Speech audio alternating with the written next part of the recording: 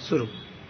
मित्रांनो, संवेदना हा शब्द उच्चारल्यावर पहिल्यांदा आपल्याला आपल्या ज्ञानेंद्रियांची आठवण येते आणि त्यामुळे खरं तर ज्ञानेंद्रियांनाच संवेदनेंद्रिय असा शब्द जास्त चपखल होईल.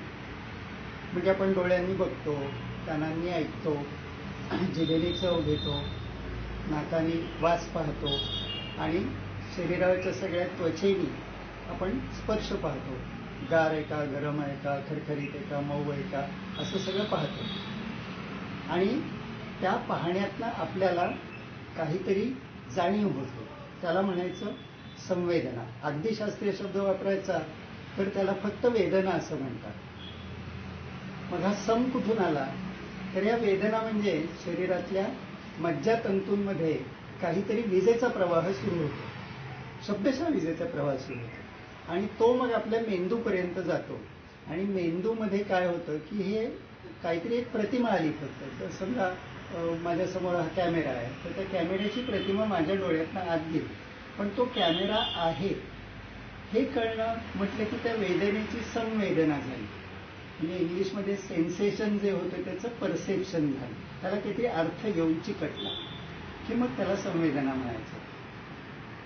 आता एवढंच जर संवेदना असेल तर मग तुमच्या माझ्यापेक्षा रोबो हा जास्त सरस होणार ना. कारण पहा, मला सूक्ष्म पाहता येत नाही तर सूक्ष्मदर्शक यंत्र वापरावं लागतं. मला दूरचं पाहता येत नाही, दुर्बीण घ्यावी लागते, टेलिस्कोप वापरायला लागतो. आणि रोबोमध्ये हे सगळं बसवता येतं. आणि त्यामुळे मग माणसापेक्षा रोबो हा संवेदनेंद्रियांच्या बाबतीत जास्त सरस होऊ शकेल.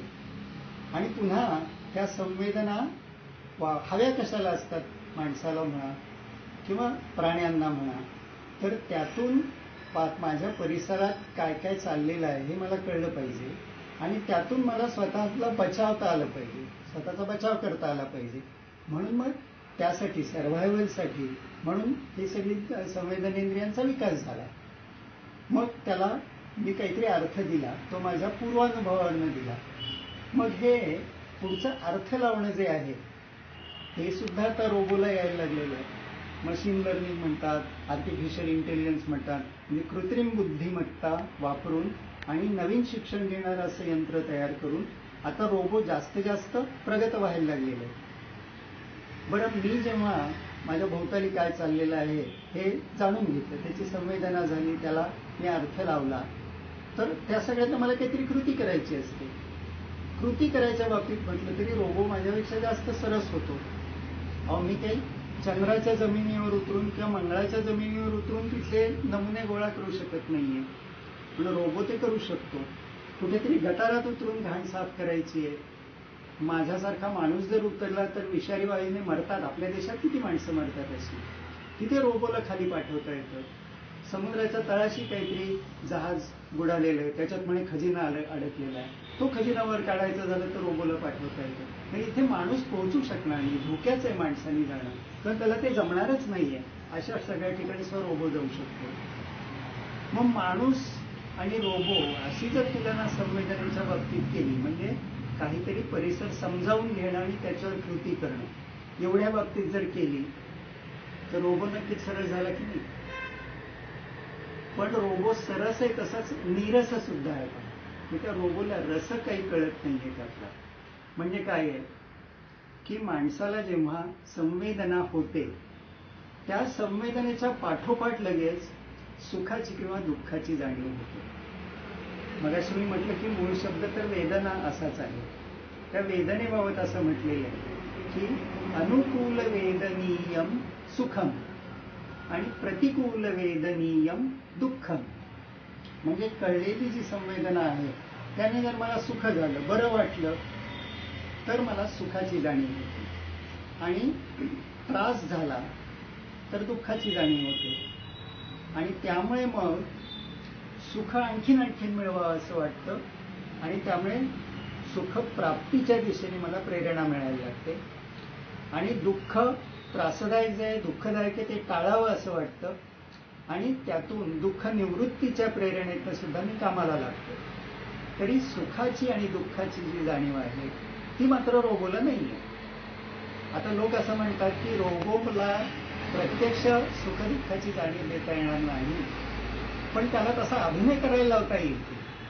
म्हणजे असं बघा, समजा रोबोची बॅटरी आहे, त्याला जर असा मी आज्ञा देऊन ठेवली की तुझी बॅटरी 25% पेक्षा लो झाली तर तुला जे तू म्हणायची की मला भीती वाटते, अरे बापरे 25%, आता मी काय करू, मी कुठे जाऊ, कुठे ते सॉकेट तुमचं कुठे, दाखवा मला, वीज मला लगेच मिळाली पाहिजे, असं ते दाखवता येईल. किंवा तुमचा तो काय ET एक्स्ट्रा टेरेस्ट्रियल आला होता बघा, कोणत्या सिनेमात बरं, कोई मिल गया नाही का, हा, तर कोई मिल गया मध्ये आलं, त्याला म्हणजे ऊन नाही मिळालं की तो कावरा बावरा व्हायचा. पण ह्या खऱ्या भावना असणार, हे भावनांचा अभिनय असेल. पण तुम्ही मी ही जी माणसं आहोत, त्याला अभिनय न करता खऱ्या भावना, संवेदनेतून भावना जाग्या होतात. आणि म्हणून संवेदनेचा पुढचा टप्पा आहे भावना. आणि त्या भावनांमुळे प्रेरणा मिळते, प्रेरणेतनं आपण काहीतरी कृती करतो. मग ह्या ज्या भावना आहेत, या भावना रोबोला नाही.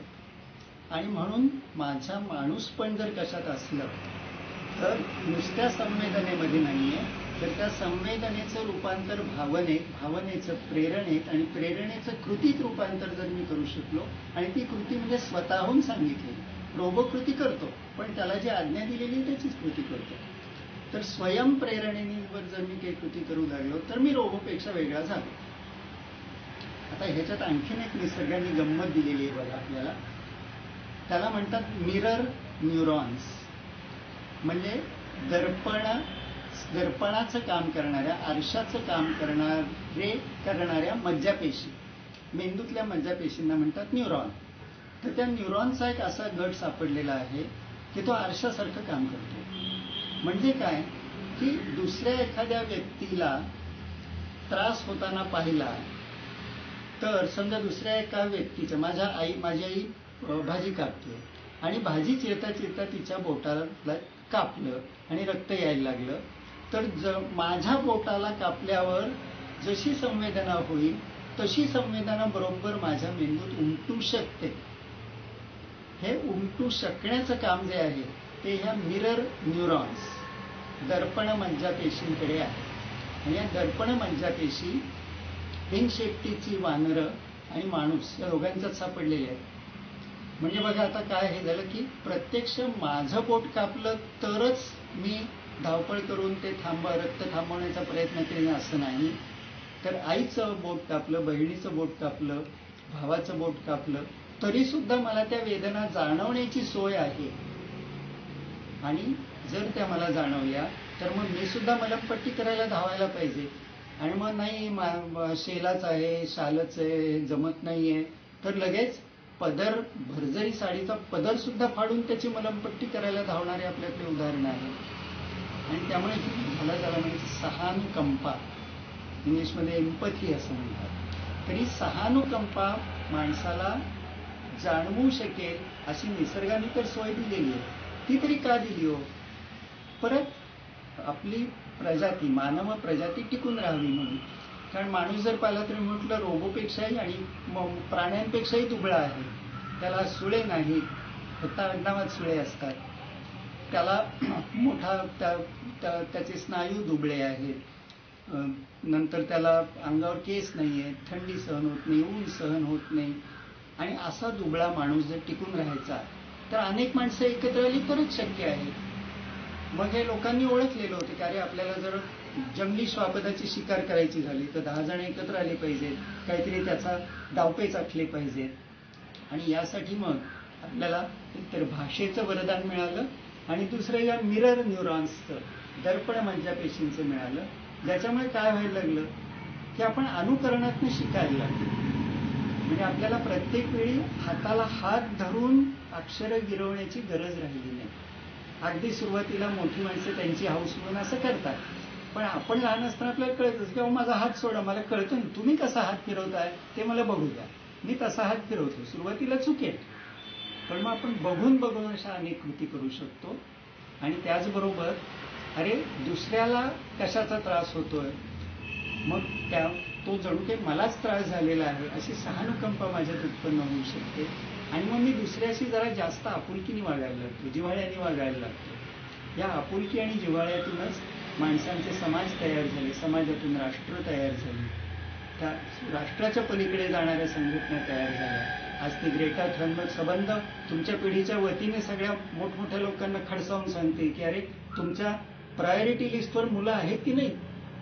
तर हे सगळं कशात आलं की अरे तिथे सोमालियातली मुलं जरी उपाशी असली तरी मला ती भूक जाणवते. आणि त्यामुळे ही सगळी सहानुकंपेसाठी, सहसंवेदनेसाठी आपल्याकडे सगळी तयारी निसर्गाने करून ठेवलेली. मग बिनसतं कुठे? तर आपण फक्त आपल्याच विचारात असतो. आणि आपल्या विचारात असलं आणि जरी दुसऱ्याला कापल्यावर होणाऱ्या वेदना मला जाणवल्या तिथे, तरी त्यातून मग अर्थ काय काढला जातो? अरे म्हणजे त्याला जर मला त्रास द्यायचा असला ना तर कापलं जर त्याला तर त्रास होतो. मग ठीक आहे, मग जास्त लवकर कापणारी शस्त्र मी शोधून काढतो. मग माझ्या तलवारी, माझे भाले एवढे अणकुचीदार आणि धारदार करतो की त्याला कापलं पाहिजे. मग आता हे कसं टाळायचं? म्हणजे दुसऱ्याला कशाने त्रास होतोय मला जर कळलं तर तो त्रास कसा देता येईल याच विचाराला मी लागलो.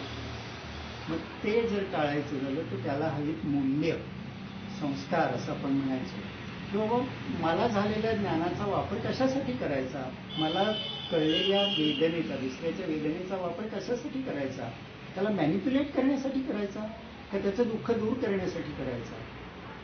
आणि म्हणून मग ज्याच्यावर संस्कार झालेले आहेत त्याच्या संवेदनेचे रूपांतर हे करुणेमध्ये होतं, ज्ञानाचं रूपांतर करुणेमध्ये होतं. आणि असं करुणेमध्ये जर रूपांतर करता आलं तर त्या संवेदनेला अर्थ आहे. आता तुम्हाला सगळ्यांना कॉम्प्युटर गेम्स आवडतात, सगळ्यांना म्हणत असताना बहुसंख्यानं कॉम्प्युटर गेम्स आवडतात. या संवेदना किंवा सहानुकंपा किंवा करुणा, एम्पथी या विषयावरचा एक अतिशय सुंदर कॉम्प्युटर गेम आहे. मी स्वतः तो 10 वेळा खेळलेलो आहे. त्याचं नाव आहे real live game. Real live game. तुम्ही तो नेटवर शोधून पहा. काय आहे या खेळामध्ये की जगामध्ये जवळजवळ 185 देश आहेत. तर तुम्ही जेव्हा खेळ सुरू करता तेव्हा या देशांपैकी कुठल्या तरी एका देशात तुमचा जन्म होतो. आणि मग ज्या देशात जन्म झाला त्या देशाची सगळी अधिकृत माहिती म्हणजे युनो, युनेस्को, WHO, WLO अशा संस्थांनी तयार केलेला डेटा, माहिती, त्याचे तक्ते यायला लागतात. म्हणजे तुम्हाला कल्पना येईल की तुम्ही ज्या देशात जन्माला त्या देशाची परिस्थिती कशी आहे, आर्थिक परिस्थिती कशी आहे, सामाजिक परिस्थिती कशी आहे. ठीक आहे, तुम्ही जन्माला आलात, समजा कुठेतरी आफ्रिकेतल्या झांबिया देशात जन्माला आलात. मग तुम्ही मुलगा की मुलगी म्हणून जन्माला आला ते त्याच्यात ठरतं. आणि मग पहिलं बटन दाबलं की तुम्ही 1 वर्षाचे झालात. मग तुमच्या कुटुंबामध्ये काय काय घटना घडत आहेत, तुमच्या समाजात काय काय घटना घडत आहेत, त्या घटना तिथे यायला लागतात. आता तुम्ही म्हणाल काय ते खेळ गेमच आहे वगैरे, पण मी माझा अनुभव अक्षरशः पण ओढले जातो त्याच्यात. आणि मग समजा तुम्ही 5 वर्षांचे झालेले आहात आणि झांबियातली मुलगी म्हणून जन्माला आलेला, मग एकदम हे येते की तुम्हाला धाकटा भाऊ झाला आणि घरात आनंद व्यक्त केला. मग पुढचं वर्ष 6 वर्षाचे झालात, धाकटा भाऊ अकाली गेला, त्याला वेळेवर हेच मिळाला, औषधोपचार झाले नाही. मग एकदम आपल्याला खरंच तुटल्यासारखं होतं, आपला धाकटा भाऊ गेल्यासारखं होतं.